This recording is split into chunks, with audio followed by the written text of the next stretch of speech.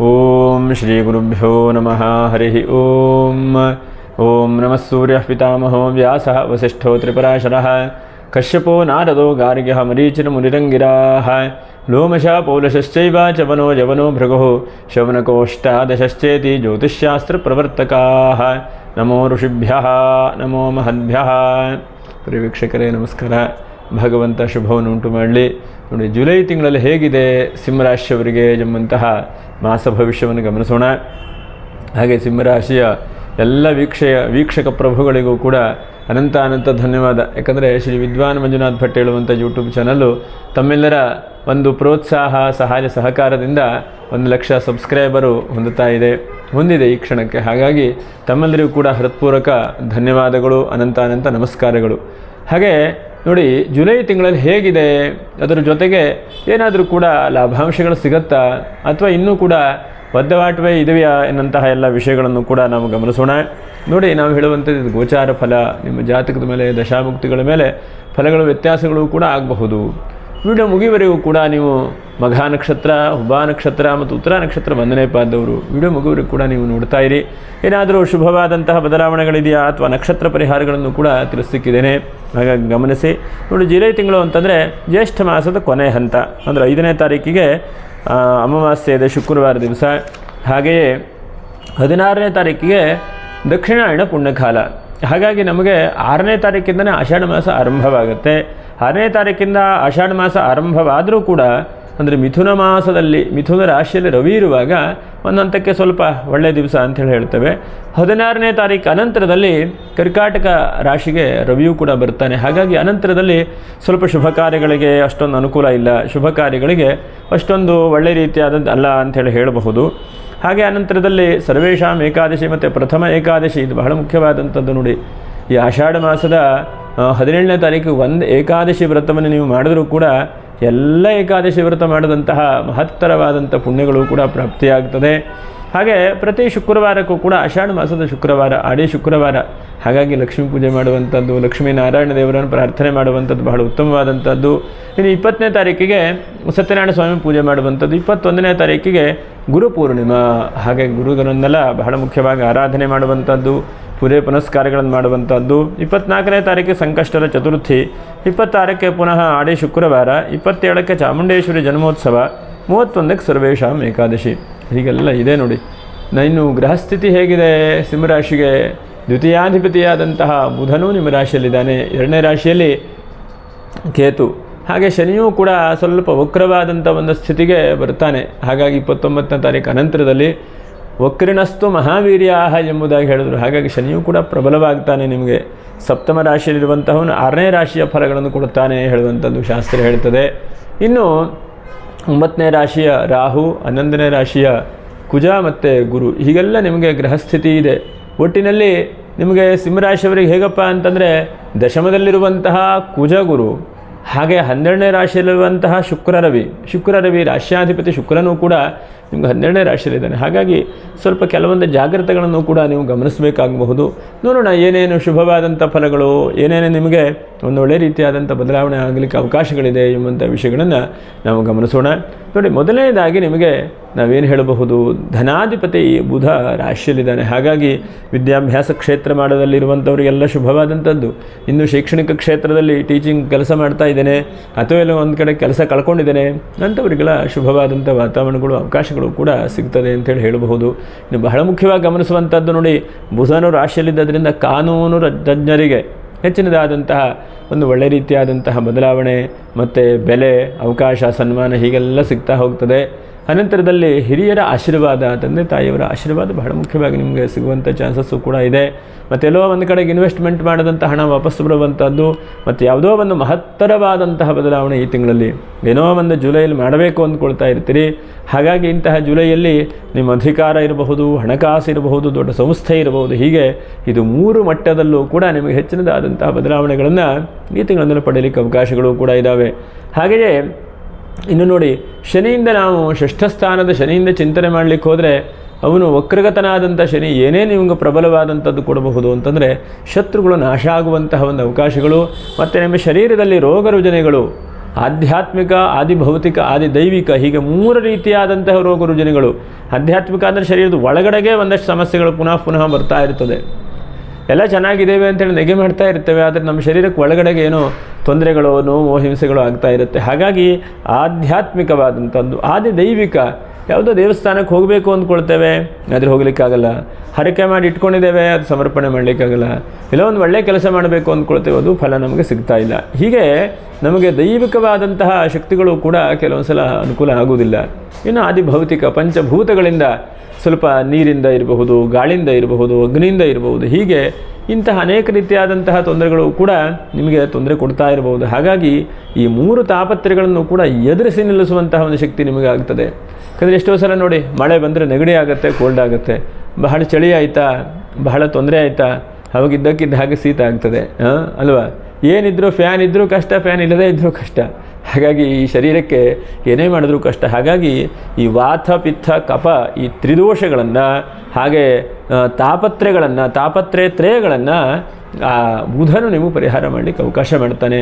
ಅದು ಬಹಳ ಉತ್ತಮವಾದಂಥದ್ದು. ಅದರ ಜೊತೆಯಲ್ಲಿ ಸ್ವಲ್ಪ ಇದ್ದಕ್ಕಿದ್ದ ಹಾಗೆ ನಿಮ್ಮ ತಾಪತ್ರಯಗಳ ಪರಿಹಾರ ಆದರೆ ನಿಮ್ಗೆ ಅಧಿಕಾರವೂ ಕೂಡ ಸಿಗುವಂಥ ಚಾನ್ಸಸ್ಸು ಕೂಡ ಇದೆ.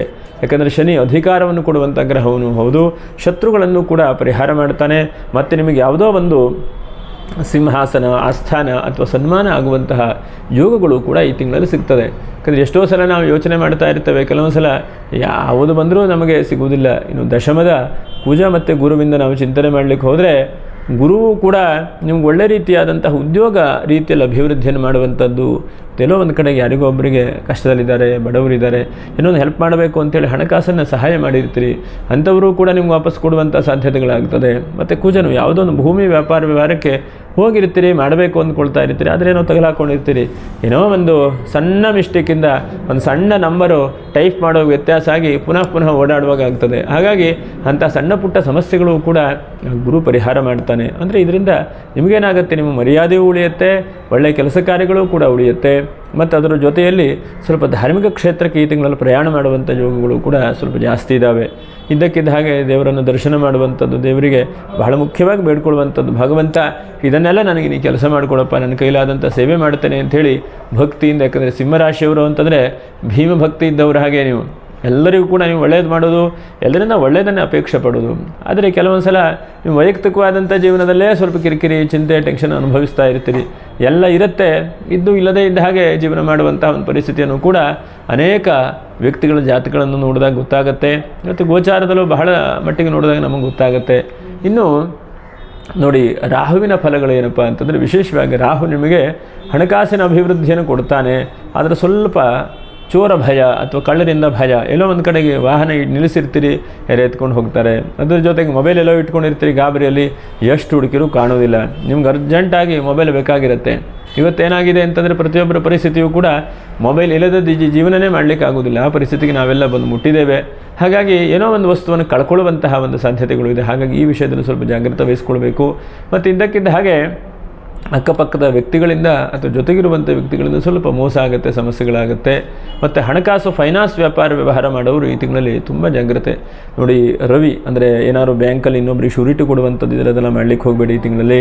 ಅಥವಾ ಸಹಾಯ ನಿಮ್ಮ ಕೈಯಲ್ಲಿ ಇದೆಯಾ, 10,000 5,000 ಕೊಟ್ಬಿಟ್ಟು ಬಿಟ್ಬಿಡಿ, ಪುನಃ ವಾಪಸ್ ಬರುತ್ತೆ, ಆ ನಿರೀಕ್ಷೆ ಇಟ್ಕೊಂಡು ಏನೂ ಮಾಡಲಿಕ್ಕೆ ಹೋಗಬೇಡಿ. ಯಾಕಂದರೆ ರವಿ, ಶುಕ್ರ 2 ಗ್ರಹಗಳು ಕೂಡ ವ್ಯಯದಲ್ಲಿದ್ದಾರೆ. ಮತ್ತು ಬೆಳ್ಳಿ ಬಂಗಾರ ವ್ಯವಹಾರ ಮಾಡೋದು ಸ್ವಲ್ಪ ಜಾಗ್ರತೆ ವಹಿಸ್ಕೊಳ್ಬೇಕು. ಮತ್ತು ಫೈನಾನ್ಸ್ ಈ ತಿಂಗಳಲ್ಲಿ ಮಾಡಬೇಕು, ಅಥವಾ ಶೇರಿಗೆಲ್ಲೋ ದುಡ್ಡು ಹಾಕ್ತೇನೆ, ಏನೋ ಮಾಡ್ತೇನೆ ಅಂತಂದರೆ ಅದೆಲ್ಲ ಈ ತಿಂಗಳು ನಿಮ್ಮ ಕೈ ಹತ್ತಲಿಕ್ಕಿಲ್ಲ. ಇನ್ನೂ ಕೂಡ ಸಮಸ್ಯೆಗಳೇ ಬರುವಂಥದ್ದು. ಚೆನ್ನಾಗಿರುತ್ತೆ ನೀವು ಹಾಕುವಲ್ಲಿವರೆಗೆ, ಆದರೆ ಚೆನ್ನಾಗಿರುವಂತಹ ಯಾವುದೋ ಒಂದು ಷೇರು ಕೂಡ ಬಿದ್ದು ಹೋಗಿಬಿಡುತ್ತೆ. ಅದರಿಂದ ನಷ್ಟ, ಚಿಂತೆ, ಟೆನ್ಷನ್ನು ನೀವು ಬಹಳ ಬರ್ತದೆ. ಆವಾಗ ಇನ್ನೇನು ಮಾಡಲಿಕ್ಕಾಗತ್ತೆ, ಕಳ್ಕೊಂಡ್ಮೇಲೆ ಮತ್ತೆ ಪಡೀಲಿಕ್ಕೆ ಅಂತ ಪ್ರಯತ್ನ ಮಾಡಬೇಕು. ಮತ್ತು ಕೈ ಹತ್ತಿದ್ರೆ ಅಡ್ಡಿಲ್ಲ, ಅದು ಕೈ ಹತ್ತಿಲ್ಲ ಅಂದರೆ ಇದ್ದದ್ದು ಕಳೆದು ಹೋಗಿಬಿಡುತ್ತೆ. ಹಾಗಾಗಿ ಲಾಭದ ಯೋಚನೆಗೆ ಹೋಗಿ ಅಸಲನ್ನು ಕೂಡ ಕಳ್ಕೊಳ್ಳುವಂತಹ ಪ್ರಯತ್ನಗಳಾಗುತ್ತೆ. ಹಾಗಾಗಿ ಫೈನಾನ್ಸ್ ಅವರು ಈ ತಿಂಗಳಲ್ಲಿ ಬಹಳ ಜಾಗ್ರತೆ ಅಂತೇಳಿ ಹೇಳ್ತೇನೆ. ಇನ್ನು ಬೆಳ್ಳಿ ಬಂಗಾರ ವ್ಯಾಪಾರ ವ್ಯವಹಾರ ಮಾಡೋರಿಗೂ ಕೂಡ ಚೆನ್ನಾಗೇ ಇದೆ. ಆದರೆ ಏನಾಗುತ್ತೆ, ನಿಮ್ಗೆ ಸ್ವಲ್ಪ ಅಪವಾದಗಳು, ಅಪಮಾನಗಳು ಸ್ವಲ್ಪ ಆಗುವಂಥ ಸಾಧ್ಯತೆಗಳು. ಏನೋ ಮಾಡಿರ್ತೀರಿ, ಆದರೆ ಆ ವ್ಯಕ್ತಿಗಳಿಗೆ ಸಮಾಧಾನ ಆಗೋದಿಲ್ಲ. ಯಾಕಂದರೆ ಏನಾಗುತ್ತೆ, ಮನುಷ್ಯನಿಗೆ ತೃಪ್ತಿಪಡಿಸುವಂಥದ್ದೇ ಭಾರಿ ಕಷ್ಟ ಇವತ್ತು. ಹಾಗಾಗಿ ಒಂದಲ್ಲ ಒಂದು ಕಿರಿಕಿರಿ, ಒಂದಲ್ಲ ಒಂದು ಚಿಂತೆ ಹೇಳುವಂಥದ್ದು ಕಾಡ್ತಾ ಇರ್ತದೆ. ಇನ್ನು ಕೃಷಿ ವ್ಯಾಪಾರ ವ್ಯವಹಾರ ಮಾಡೋರಿಗೂ ಬಹಳ ಚೆನ್ನಾಗಿದೆ. ಇನ್ನು ಕುಜನಿಂದ ನಾವು ಯೋಚನೆ ಮಾಡ್ತಾ ಹೋದರೆ ಭೂಮಿ ವ್ಯಾಪಾರ ವ್ಯವಹಾರ ಮಾಡೋರಿಗೂ ಕೂಡ ಬಹಳ ಶುಭವಿದೆ ಅಂತಲೇ ಹೇಳಬಹುದು. ಯಾವುದೋ ಕಾನೂನಿನ ತೊಡಕುಗಳು, ಕಾನೂನಿನ ಚಿಂತೆ ಏನಾದರೂ ಬಂದದಿದ್ದರೆ ಅದರಿಂದನೂ ಕೂಡ ನೀವು ಈ ತಿಂಗಳಲ್ಲಿ ಹೊರಗಡೆ ಬರಬಹುದು. ಎಲ್ಲೋ ಒಂದು ಕಡೆಗೆ ಜಟಿಲ ಆಗ್ತದೆ, ಎಲ್ಲೊಂದು ಗಾಡಿ ಆಕ್ಸಿಡೆಂಟ್ ಆಗಿರುತ್ತೆ, ಸಾಕ್ಷಿ ಹೇಳಲಿಕ್ಕೆ ನೀವು ಹೋಗಿರ್ತೀರಿ, ಕೊನೆಗೆ ನಿಮಗೆ ಅಯ್ಯೋ ಏನಕ್ಕಾದ್ರೂ ನಾವು ಹೋದನ ಅಂತ ಆಗಿಬಿಡುತ್ತೆ. ಹಾಗಾಗಿ ನೀವು ಅದರಿಂದೆಲ್ಲ ಸ್ವಲ್ಪ ರಿಲೀಫ್ ಆಗುವಾಗ ಆಗ್ತದೆ. ಮತ್ತು ಪತ್ರಿಕೋದ್ಯಮ ಕ್ಷೇತ್ರದಲ್ಲಿದ್ದವರಿಗೂ ಕೂಡ ಸ್ವಲ್ಪ ಚೆನ್ನಾಗೇ ಇದೆ, ಆದರೂ ಕೂಡ ನಿಮ್ಮ ಒಳಗಡೆಗೆ ಕಿರಿಕಿರಿ ಆಗುವಂಥ ಸಾಧ್ಯತೆಗಳಿದೆ. ಹಾಗಾಗಿ ಸ್ವಲ್ಪ ಜಾಗ್ರತೆ.